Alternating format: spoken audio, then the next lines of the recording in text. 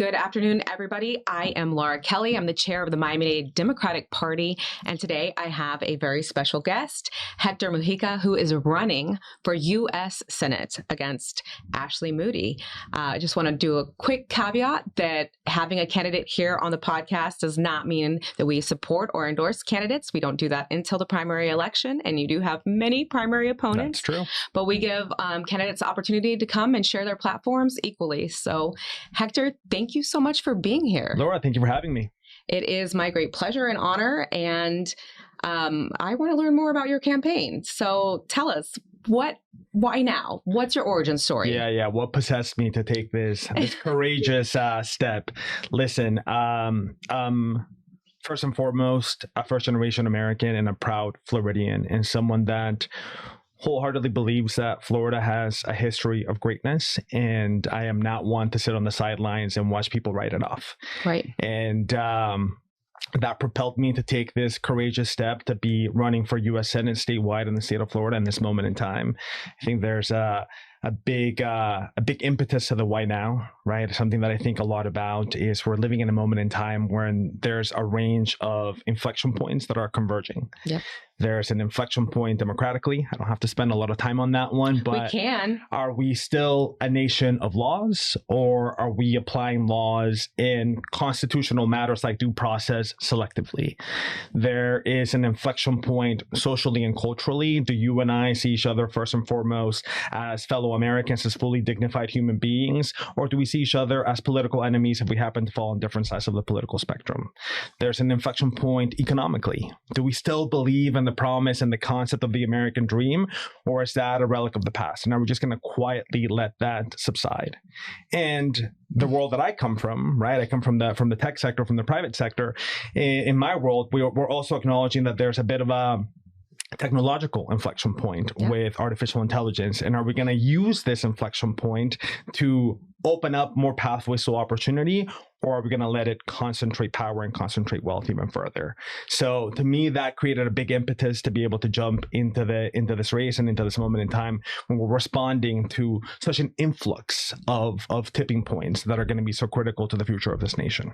Absolutely. And let me just say, a statewide race in Florida as a Democrat, that takes a lot of courage. So you did take a courageous step in doing this. And many people have said that there is no way a Democrat can win a statewide race. I think that maybe if we were talking a year ago, that might have felt more true. I personally completely disagree. I think that all those inflection points that you have mentioned are sitting heavy with Americans, with Floridians right now.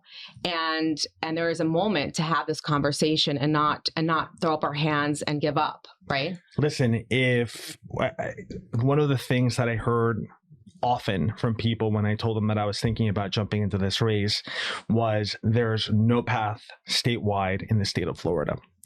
One, I want to challenge that belief, because in as far and in as long as we continue to reiterate that belief, that is going to continue to be the case. It's almost like a self-fulfilling prophecy, 100%. Right? So we need to be taking the courageous step of challenging conventional wisdom and doing the hard work of rebuilding infrastructure across the state so that we have a tangible shot at being able to bring some balance back into the state of Florida. One. Two, I do think, there's this conventional wisdom that Florida's too far gone, that Florida's too deep red. And I would argue that's not necessarily the case. I think Floridians are fragmented and exhausted, right? I think they're just so tired of the noise and the race baiting and the fear mongering that many of them are just saying, hey, this whole political thing is not for me. I'm just going to sit out and I'm just going to let it play out however it needs to play out. And I think those are the folks that we need to be talking to. We need to be reminding them that, hey, actually, this is exactly for people like you.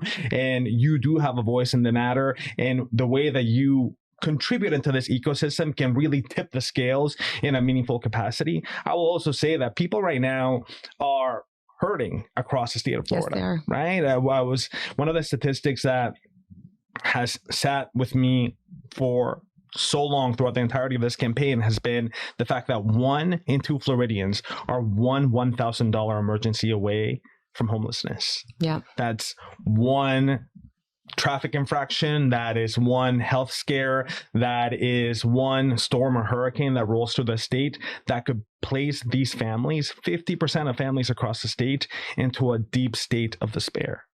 That is unacceptable. That is not freedom. That is fragility. Absolutely. And we need to be addressing that head on. I completely agree. And I think, challenging the narrative, challenging conventional wisdom, I tell Democrats that all the time because we tend to repeat these talking points. And it is a self-fulfilling prophecy. And to be courageous is to have that courage of your convictions and to believe, that what you think is the impossible is possible, especially at this moment. You brought something up, and I do want to just touch on it because I think it's important. Right now, the Democratic Party doesn't have a high favorability amongst U.S. citizens. Neither does the Republican Party, and I think that's something that we have to address. I think it's something we have to address. I've heard a lot of talk about third parties or people running as non-party affiliated as some kind of response to that. And I think a lot of us, as the chair of the Miami-Dade Democratic Party, I have a lot of disappointment, I would say, at national leadership. Mm-hmm. What do national Democrats need to do to provide a little bit more trust and belief that the Democratic Party can usher in a better life for American citizens and Florida? Start by listening a little bit more, right? I think being more in tune with the needs of everyday American people and less preachy from the from your Iron Dome or from up above. You need to really be getting down with the people, understanding where they're coming from and meeting them where they're at. And I would argue that a majority of people in the state of Florida, at least, are coming at this from a place of a return to the basics. They want good education for their kids. They want to be able to access affordable healthcare that respects their time, their wallets, and their dignity. They want to be able to get access to a starter home and be able to plant a flag and build that anchor so that they too can participate in the promise of the American dream.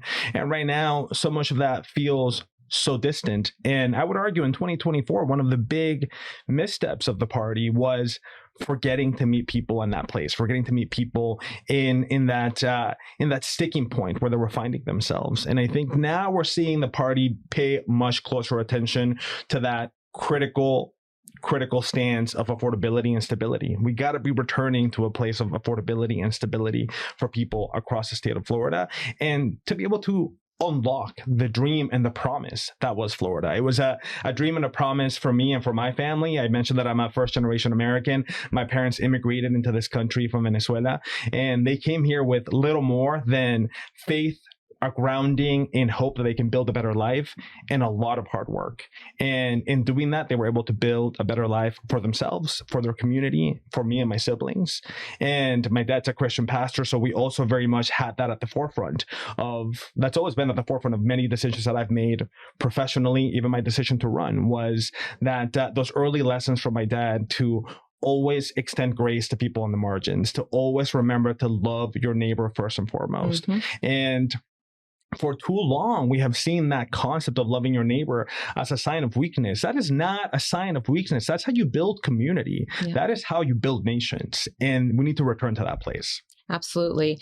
And, the idea of admitting that there were missteps, I think, is really important for the party to rebuild trust with the American people and for us to just do better. It's listening and also taking accountability. That's right. For things that were not done correctly or the best way possible. And we have to learn from that. And that's part of, I think that's part of listening and doing better. And that's what we're trying to do locally. And again, urging national electeds and party leaders to do the same. And I think we're also in this interesting moment in time when leaders are being expected, politicians are being expected to stand by their values. And I think that's incredibly important.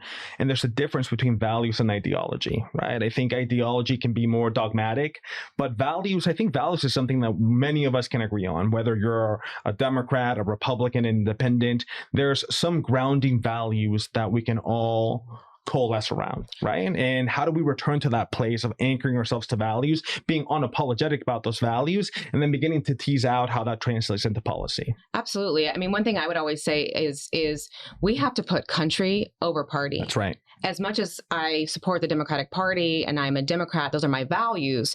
I think what's most important is putting country over party. And that means putting community That's right. over party. We actually just saw this today. I'm not sure if you heard this, but the leading contender for the Republican nomination for governor in Minnesota dropped out of the race. He left the Republican Party because he decided to transcend party politics and support the people of his state. And I think that if we can see things like that happening, that shows that there is an impetus for us to unify and stand together about what really matters to us. Listen, I think we started this conversation talking about acts of courage. I think that's also an act of courage, right? I think being able to stand out when you're in your in-group and you're going to say, hey guys, we're probably heading in the wrong direction. We're actually probably missing the mark, and take the courageous step to raise your hand and to speak up. I really respect that. And I'm actually, I've been in the cesspool of social media over this past weekend. Same. On the heels of the tragic shooting that happened once again in Minneapolis. And, one of the things when you're in that place, it's really easy to be overwhelmed with emotion, and it's really easy to go to a place of polarization. It's really easy to lose hope and trust in humanity and in our American neighbors. But then you see the points of light, right? And then you begin to see Republican leaders that are speaking up against the administration, an administration that, quite frankly, is lying to the American people. Yes. And trying to pretend like the facts that we can all see with our own two eyes are not what happened, right? This gentleman, Alex, he did not commit any crime beyond trying to exercise his constitutional rights of holding power accountable. And he was killed for that. And now we're here trying to drum up this whole story that he was a wannabe assassin coming out to attack ICE agents. It's insane. And Americans are not buying that story, by the way. They're not going to get gaslit into buying that either. No, they're not. And because we can see it with our own eyes. That's right. And when the administration has a narrative that somehow this person wanted to do great harm to ICE officers, and there's absolutely zero evidence for that whatsoever, the American people are not stupid. They can see that. And I think a lot of the agitators online that create this chaos and discontent, I don't think that they're real people. I think that there's a lot of bots. And so I think I urge people not to lose hope when they see, oh, there's so many people making these terrible comments on posts or whatever else. It's understanding that those aren't necessarily real people. That's part of, you mentioned you were in the tech sector. So I know you understand that there's both foreign and local, actors that are trying to manipulate the conversation and act like there is more discord where there is not. That's right. Like you said, the American people are not buying it because we can see it. Alex Preddy was murdered on the streets of Minneapolis, and that is not a controversial statement. It is what we can see happen. And it's terrifying that the administration is saying something different. That's right. Also, I find myself, and when you talk about transcending party and really talking about values, I find it fascinating that now it's us who are talking about the Second Amendment. That's right. Right? That somebody has a right to be armed. They have a right to be armed. And they're doing so legally and lawfully. They're permitted. They have a concealed weapons permit, right? So they're following all the necessary common sense steps to be carrying a weapon. And still, now that's being used as a wedge issue to justify a murder. Which means, right, that then you don't have a Second Amendment. That's right. And so what we're seeing is an erosion of all of our constitutional rights and a justification for why those constitutional rights should be eroded. And I think that when we say, it's very, it's fascinating to me that when we stand up for the Constitution, we're saying free speech matters, right? The right to protest, like you said, hold our leaders accountable, hold ICE accountable. That is our rights as U.S. citizens. That's right. To do so peacefully, to be able to have a weapon is our right under the law. Like you said, when you follow the law, and Alex Preddy followed the law, we can see with our own eyes that he was not reaching for a weapon. We saw with our own eyes that and I'm sorry to get, I don't want to derail us because this is going to segue into something else, but we saw one of the officers remove his weapon and only then was he shot. Yeah. And so when the administration takes a narrative that is contrary to what we can see, contrary to the facts, there is a point, there's a line in the sand where people say, no, I'm not buying this anymore. And if they're lying about this, what else are they lying about? That's right. And we can support law enforcement. In fact, we must support law enforcement. But what's happening in Minneapolis is not law enforcement. And I think that's spot on, right? I think we have to resist the urge, the knee-jerk reaction to want to speak out against law enforcement, to want to speak out against immigration enforcement. I think any civilized society and nation has to have law and order. It has to have strong borders, and we need to be ensuring that that's the case. At the same time, any civilized nation needs to also follow their own constitution. And right now, we're trying to opt for one and not the other, right? And this is an issue that it's, I think, hitting fairly close to home for me. I look at someone like Renee Good. She was a 37-year-old woman, a mother. I look at someone like Alex Preddy. He was 37 years old. I'm 37 years old. I feel like right now I have my whole life ahead of me. These two people had their whole lives ahead of them, and they were robbed of that opportunity for no crime other than following their constitutional right to hold truth to power. And for being courageous. That's right. For being courageous. That's right. I'm a father, and the last thing that I want is for my son to grow up in a country where he feels that at any given point in time, he could be accosted by masked agents who are not willing to identify themselves, who are not willing to follow due process, who are not willing to follow some of the basic safeguards that the Constitution guarantees its citizens, and for him to feel like he's going to have to now carry his passport around just to prove that he belongs. No, he belongs in this country. He's an American citizen. He was born in this country, and he has every claim to this nation as anyone else. Absolutely. And I think it's important for people to know. I mean, this statistic was shocking to me, but there are 600 police officers in Minneapolis, Minnesota. 600. And when we're listening to the police chief himself. So we support law enforcement. He's obviously speaking truth to power as well. But when you have 600 police officers, and then you have 3,000 ICE agents masked, ununiformed in the streets doing these operations, where we saw a U.S. citizen taken from his home with no clothes on, with just a blanket covering him. For what? Why? That was a U.S. citizen. They went into his home. Our sanctity, our the basic, now we're talking about the Fourth Amendment, we're talking about the Fifth Amendment, we're talking about the First Amendment, the Second Amendment. Our whole Constitution is under attack right now by this administration. And there's no transparency or accountability, right? And I think right now there is an opportunity to be able to push for some accountability. There's a vote pending in the U.S. Senate. This bill already passed the House of Representatives, but there's a bill pending before the U.S. Senate right now on whether or not they're going to approve additional funding for ICE going forward. And I think this, if there's one power that Congress still retains in a world where they have given away a lot of the power to the executive branch, if there's one power they still retain, it's the power of the purse, right? And the power of allocating money. And what I think needs to be critical right now, and what I hope that everyone in the state of Florida is calling Rick Scott and Ashley Moody about right now, is for both of them to vote no on any measure that's going to be giving a blank check to the Department of Homeland Security.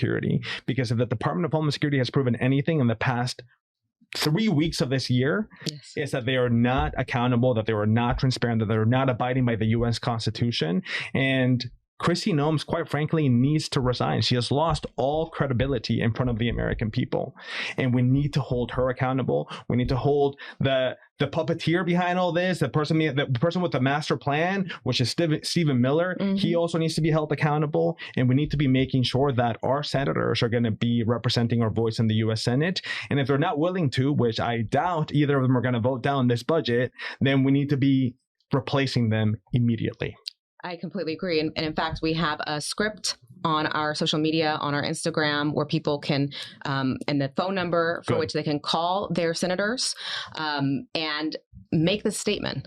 Like you said, it's probably unlikely that Rick Scott or Ashley Moody will have the same courage as this Republican in Minnesota, but that doesn't mean we don't try. That's right. We give them the opportunity to do the right thing. And if they don't do the right thing, like you said, we replace them. We show them that we want our elected representatives to represent us and to represent our values. And if they're not going to push for accountability, we're going to hold them accountable in November. Absolutely. So let's talk about Ashley Moody's record. Like why this race? Why was this so important for you to run now against this person? Listen, I think one of the things that is abundantly clear to me is that Ashley Moody, she just hit her 1 year mark as a U.S. senator, an appointed senator, by the way. She was appointed to this seat after Marco Rubio stepped down to go wreak havoc in other capacities. But she has now been in that seat for a little bit over a year. And in that 1 year, what has she delivered for the people of Florida? She has taken away healthcare through the Affordable Care Act subsidies that she voted to remove for nearly 5 million Floridians. Mm-hmm. And in the process, she has empowered ICE and DHS to get an allotment of $170 billion. And that allotment is doing what? It's creating chaos in our streets. It is killing American citizens. It is abusing the civil rights and it's abusing the due process of immigrants all across this country with zero accountability and zero due process. And the crazy part about this, there's a lot of craziness in this, but, the one thing people always say is do it the right way, right? People should do it the right way. But we've seen this administration now freeze benefit applications for 40 different countries, including Cuba and Venezuela. Right. So people who have pending naturalizations, people who are eligible to become U.S. citizens in this country from Cuba, Venezuela, and 38 other countries, all those applications are frozen. Also to become residents. So people who have spouses that have been, U.S. citizens and their spouses are not able to get their applications adjudicated or approved by the USCIS. That's the entity that grants applications. Those are frozen. So they can't do it the right way.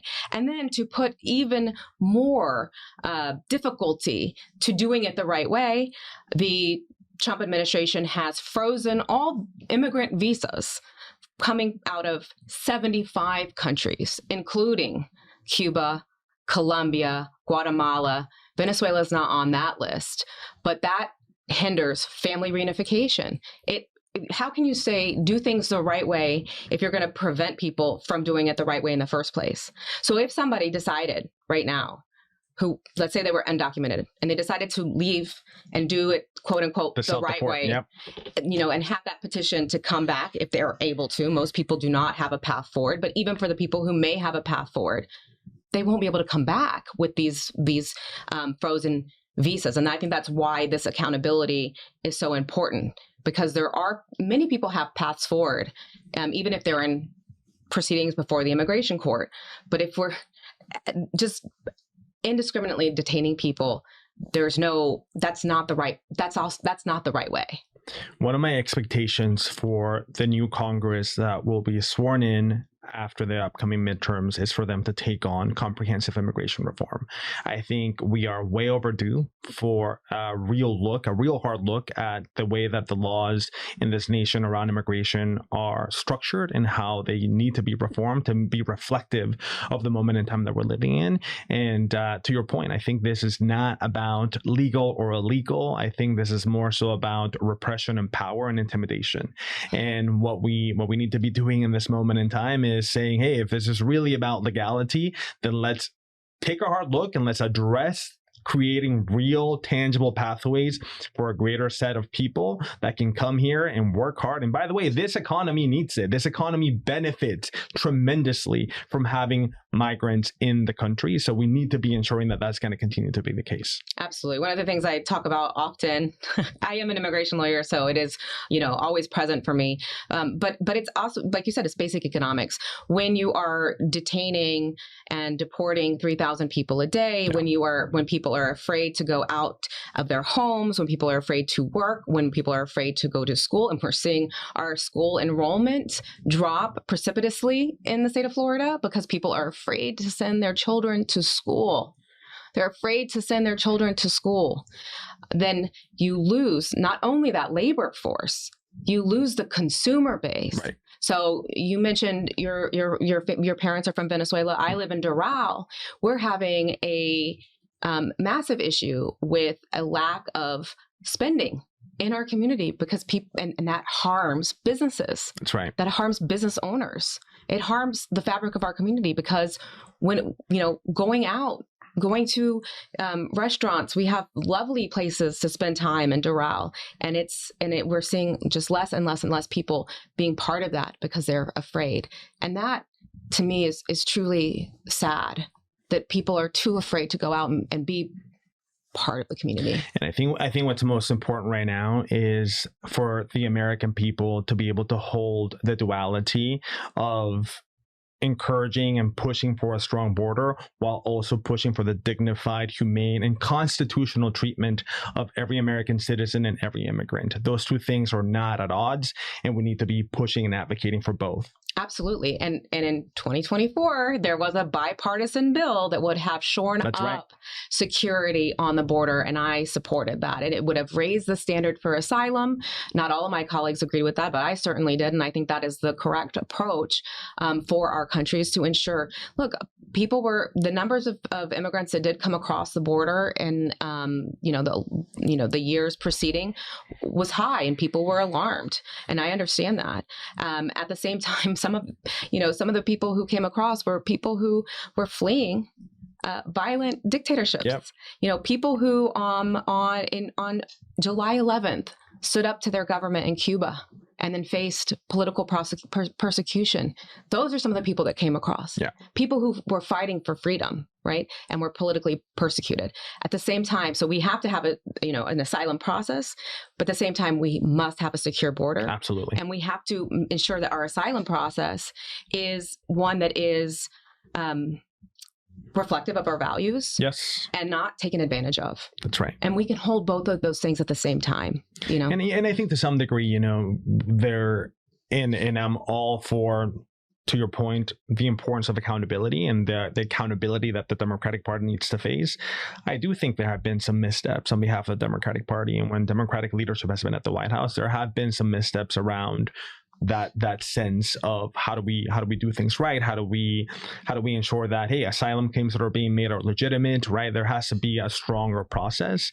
That being said, we cannot now overcorrect and have what we're seeing right now happen within the Department of Homeland Security and within ICE, which is a free for all, right? It's they want to be able to go into homes without a warrant signed by a judge. They want to be able to wear masks and not have to show their ID and not have to show their badge number. Like, this is not how we do things constitutionally in the United States of America, and we need to rectify that. And I think this funding bill that's coming before the Senate is the perfect opportunity of putting some real constraints on that money. If that money is going to be allocated, it has to be allocated with some measures of transparency and accountability tied to it. And that is going to be critical for any vote that anyone should be casting in the U.S. Senate. And I hope that the people listening will pay attention to what Ashley Moody does, what Rick Scott does. I hope they'll reach out, tell them what their values are, what they should be doing, and again, hold them accountable based upon this vote that's coming up. That's right. Right. Hector, this has been a great conversation. We could go on, I know, for another 30 minutes, an hour, 2 hours, so many issues. But if people wanted to learn more about your legislative priorities, learn more about your campaign, how to support your campaign, both as volunteers and to contribute to your campaign, because statewide races are very expensive. They're expensive. Yep. And especially in Florida. Absolutely. We have the highest media market here in Miami-Dade County. how can people find you, find more information about you, and support you? Listen, the best way to be able to reach my campaign is through our website. It's hectormujica.com. Mujica's Mujica. And I'm deeply appreciative for the time. Thank you for giving me a platform to share more about my perspective. And thank you for all you do to make sure that we're building a more just and fair society here in South Florida. Thank you. Well, I thank you for running, because that courage is exactly what's needed in this moment. So thank you. And no, it's not easy. I can't even imagine running for U.S. Senate. So we're all appreciative to have, good candidates stand up, and may the best candidate win. Thank you, Laura. Thank you. That's right. Bye. Have a great afternoon.